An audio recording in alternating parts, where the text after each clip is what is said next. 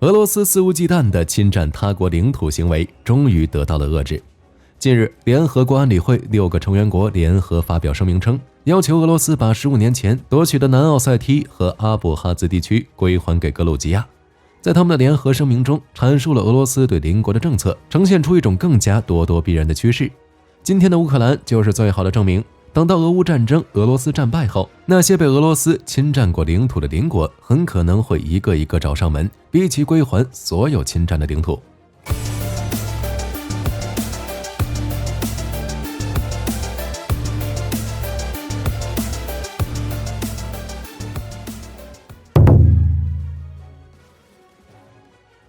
首先要提到的是此次关注的格鲁吉亚被侵占领土南奥塞梯和阿布哈兹。08年俄格战争的结果大家也都看到了，从8月1日开始的前哨战，一直到8月22日的俄军撤离，整场战斗由于军事实力的巨大差距，格鲁吉亚最终没能成功收复南奥塞梯和阿布哈兹地区，而俄罗斯也没有把这2块地区直接占为己有，只是承认了这2地的独立，让其处于高度自治的状态。但即便如此，南奥塞梯和阿布哈兹地区的独立地位到现在并非受到国际社会的认可，因此从严格意义上说，这2地名义上仍属于格鲁吉亚的领土，只是由于俄军的长期驻扎，让其对2地有着十足的掌控力，将其视为俄罗斯势力范围也不为过。就这样，俄罗斯硬生生地通过军事手段从格鲁吉亚身上挖走了2块肉，而后者对此还无可奈何。俄罗斯这种只承认独立但不吞并，然后通过军队控制的做法，是俄罗斯侵占领土的惯用伎俩。但从2014年的克里米亚危机和现在侵占乌东4地的做法比起来，其实还算保守了。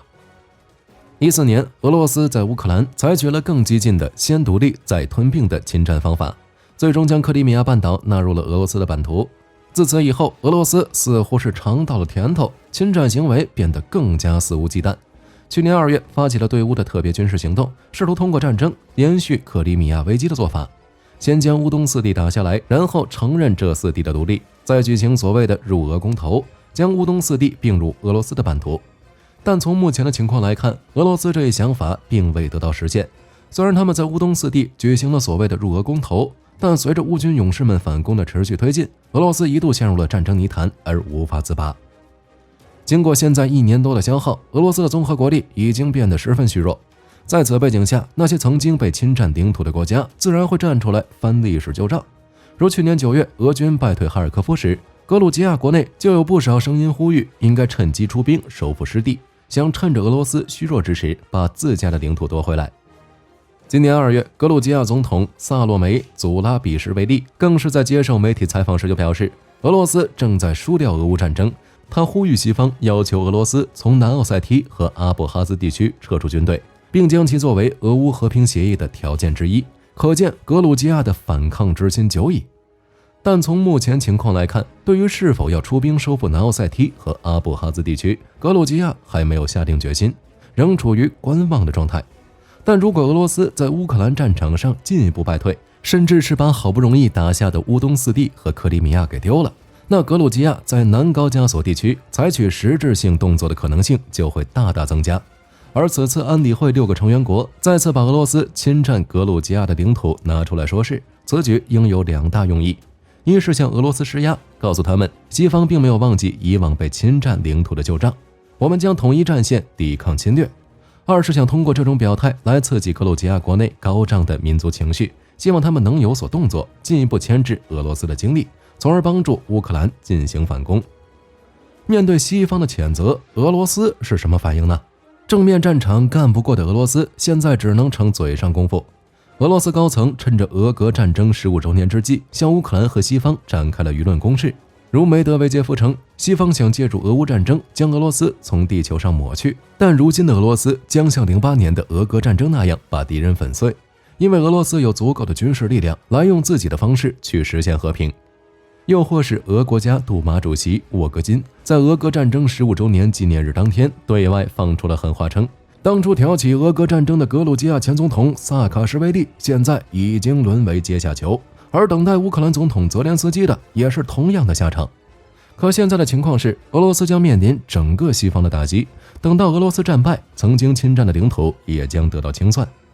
俄罗斯为什么喜欢侵略？他还侵占了哪些国家土地？从1552年征服喀山汗国开始，到如今巧夺乌东四地，俄罗斯一直有着极强的侵略传统。论侵略动机和结果，俄罗斯在全世界范围内绝对排得上第一、第二。像芬兰、波兰、罗马尼亚、土耳其、捷克、匈牙利等这些临近俄罗斯又加入了北约的国家，哪个没被苏联侵略过？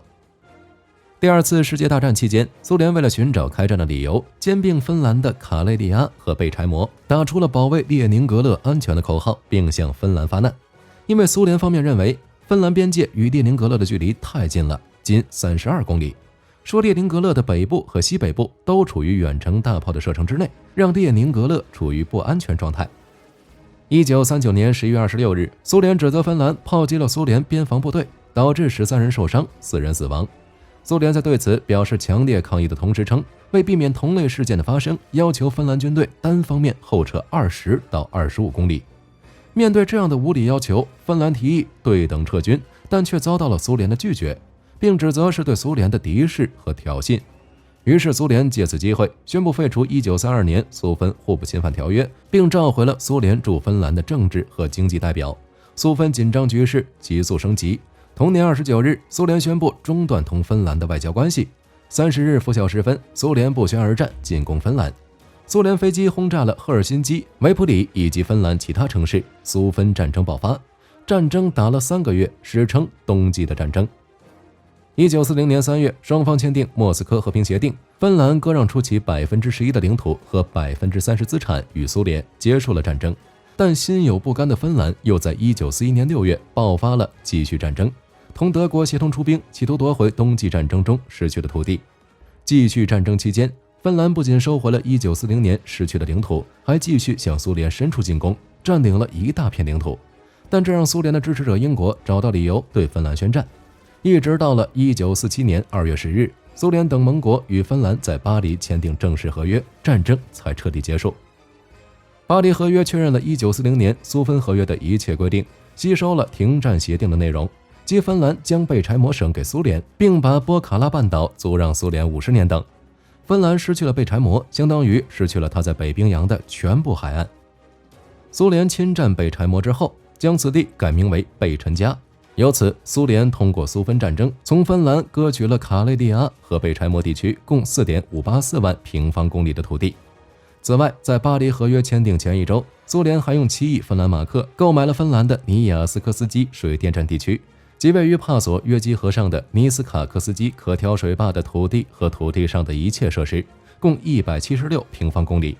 这个地区紧邻贝柴摩，发电供给尼克利什矿山和精炼厂，有很大的经济意义。总之，苏联自1940年以来侵占的芬兰领土共计4.6016万平方公里。苏联这种侵占他国领土的行为还有很多，一脉相承的俄罗斯有如此强的侵略性也不足为奇。但这种以保卫本国安全为由兼并邻国领土的行为明显是错误的。如果各个国家都将此作为保护国家安全的行为标准，那战争将永远不会停止。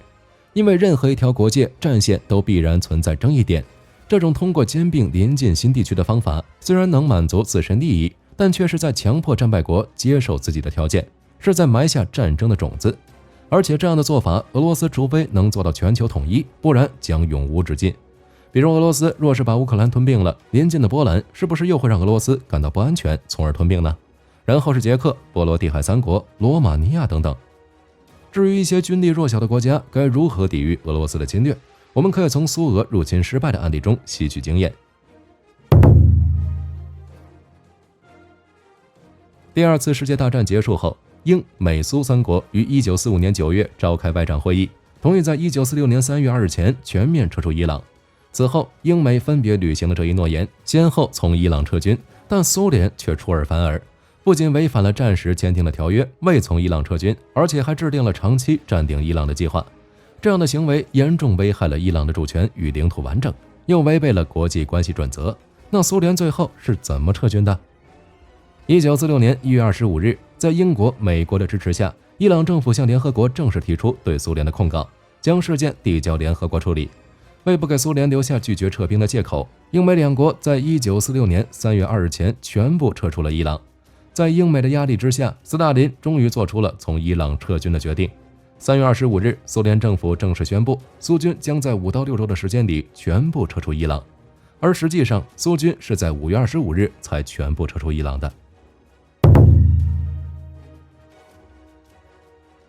对土耳其的入侵，苏联也是先费再厉。1945年3月19日，苏联宣布废除苏土中立与互不侵犯条约，之后在6月7日向土耳其提出4项关于缔结苏土新条约的要求，其中包括将土耳其东部卡尔斯阿尔达罕地区划归苏联，同意苏联在海峡地区的监管，及允许苏联在海峡地区拥有建立海军基地的权利等。不过遭到土耳其的拒绝，之后双方关系恶化。在7月份的波茨坦会议上，斯大林要求美国和英国同意苏联控制黑海海峡的要求，并给出了如下理由：一、苏联安全需要；二、在俄国和土耳其1805年和1833年缔结的条约里给过俄国这样的权利；三、土耳其是一个小国，却卡住了一个大国的咽喉，这不太合理；四、既然英国舰队能防守苏伊士运河和直布罗陀海峡，美国舰队能防守巴拿马运河，那苏联必须也要享有和美英一样的权利，保护黑海海峡。并且苏联还以军事演习为借口，将大量军队集结在伊朗和土耳其边界、保加利亚和土耳其边界，以武力威胁土耳其。